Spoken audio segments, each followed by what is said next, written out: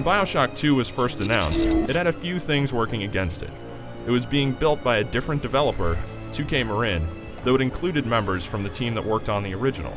The game tossed out the protagonist from BioShock, replacing him with a Big Daddy. Andrew Ryan was obviously out of the picture, and it wasn't clear any personality as strong as his could step in to fill the void. Also, we learned the sequel would include a multiplayer component. Now that it's all finally done, has it been worth the wait? I'm happy to say that BioShock 2 delivers in all areas it should, and makes improvements over the original in a number of ways, as good sequels tend to do. The story this time around takes place 10 years after that of the original, and as it turns out is more focused and tightly woven than what we saw before.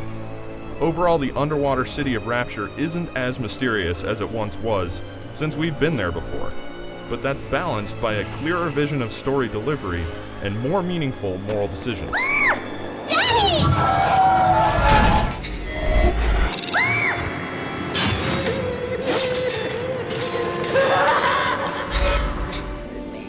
It seems nobody bothered to patch up Rapture much in the time between games, since it's still as leaky as ever.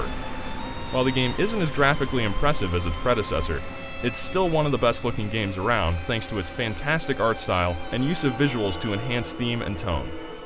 You'll get to see some new bits of Rapture too, along with some eerily serene underwater sequences. Sound design is also first rate, with moody music and a great array of sound effects like the shrieking of splicers and the unsettling innocence of the little sisters. Adam, Daddy, over there! All set on a solid foundation of writing to drive the story. Audio logs are still scattered around the city, and if you want to hear everything that's going on, you can search for them to get a lot of detail as you play. Or, if you don't care, there's still a great story here if you want to skip all that and charge directly through to the end.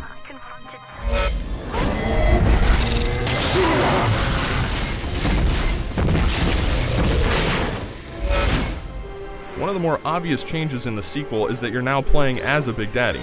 Instead of looking in as an outsider at these guys and the little sisters they protect, you're now actually part of the pair, which colors your interactions with the girls in a different light. This shift in player role is built into the gameplay mechanics as well.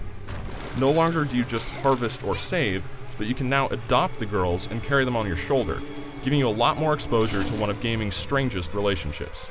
Daddy was sleeping for such a long time. It also ties into how BioShock 2 builds on the element of moral choice explored in the first game, and implements it throughout to a more satisfying and interesting degree.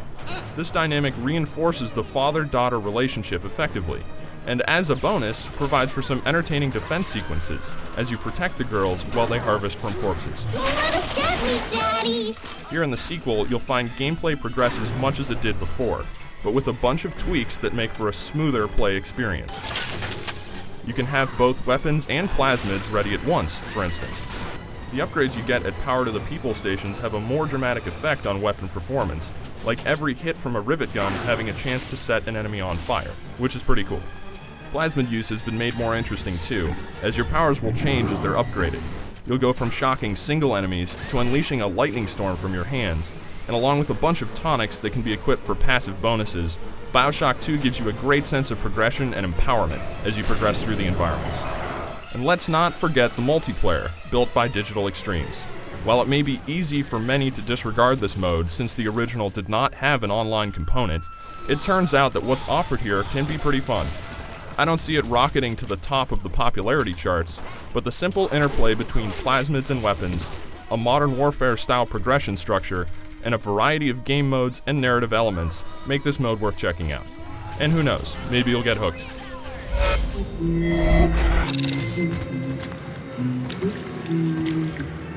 Come on, Daddy. So did 2K Marin, Digital Extremes, and everyone else involved succeed with BioShock 2? Most definitely.